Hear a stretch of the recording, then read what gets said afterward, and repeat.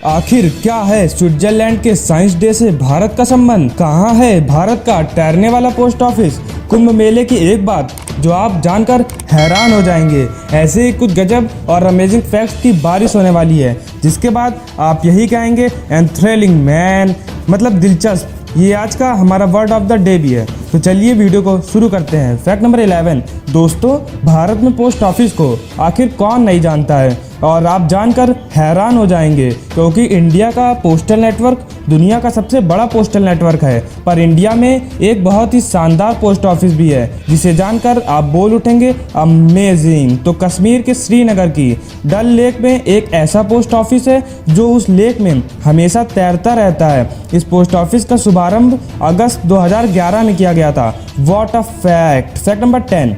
भारतीय संस्कृति में कुंभ मेले की बहुत बड़ी भूमिका है, पर 2011 में यहाँ आने वाले धार्मिक पर्यटकों की संख्या इतनी ज़्यादा हो गई कि लगभग 75 मिलियन कि उसे अंतरिक्ष से भी देखा जा सकता है। अमेजिंग। Fact number 9।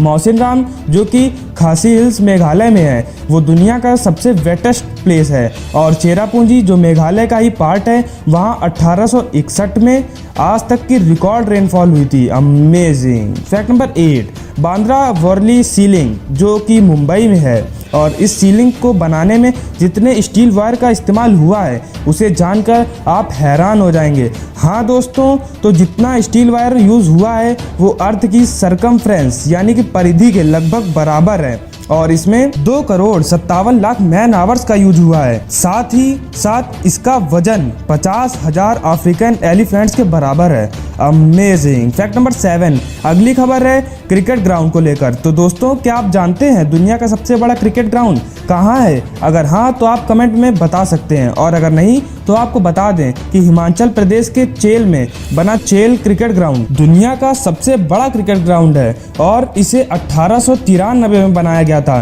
तथा ये चेल मिलिट्री स्कूल का ही पार्ट है। अमेजिंग। Fact number 6। अगला फैक्ट जानकर आप हैरान हो जाएंगे। हाँ दोस्तों, जो शैम्पूइंग है, मतलब दोस्तों जो हम अपने बालों को शैम्पू से वॉश करते हैं, इस कंसेप्ट का ओरिजिन इंडिया में ही हुआ है। और शैम्पू वर्ड संस्कृत के चंपू से लिया गया है, मतलब मसाज करना, है ना अमेजिंग। पर दोस्तों, आप लोग विदेशी शैम्पू को यूज करते हैं, वो गलत है। तो आप लोग अब स्वदेशी अपनाएं और देश की अर्थव्यवस्था बचाएं।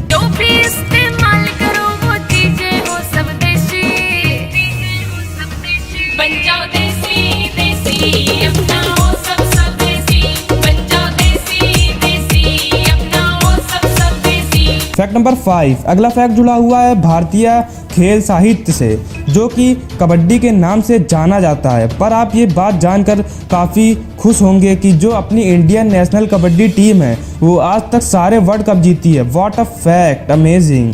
Fact number 4।